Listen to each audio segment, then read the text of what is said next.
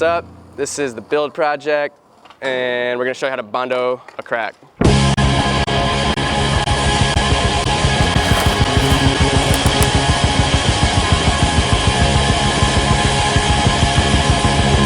Start, you can go to Home Depot, Lowe's. AutoZone Bondo is usually in like the paint department where all the putties are.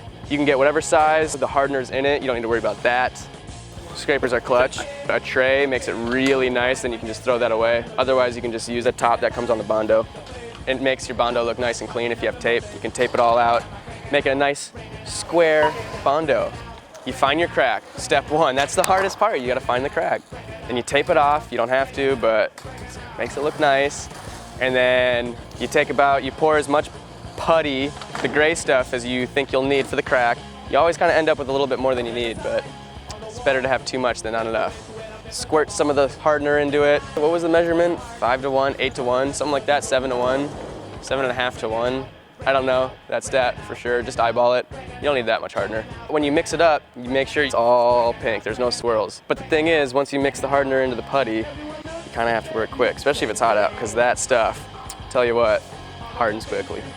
So once you have all the Bondo laid down over the crack, you take the scraper and you spread it down from one end to the other. And the thing is, once you go from one end, you can't go back. You don't go back. You can't go against the grain. You got to go one way. And you can smooth it one way, grab whatever excess Bondo you have if you haven't filled the whole crack, place it wherever you got, and start at the same end that you started again, and go over again. And you can do that as many times. Honestly, the less times the better, because once you start going over, you're going to start messing it up, and it's not going to look as good. And then let it sit for a little bit, pull the tape up, and toss it into the bush, like that bush right there. Sorry, wasn't me. Once you pull the tape, let it sit. Let it sit for maybe 10 minutes, 15 minutes, depending on how hot it is. If it's really hot, 5 minutes, and then proceed to rip the spot, like the double set we're about to skate. All right, it's good to go. Want to give it a shot?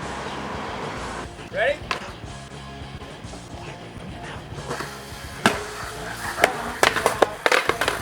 One more try. One more.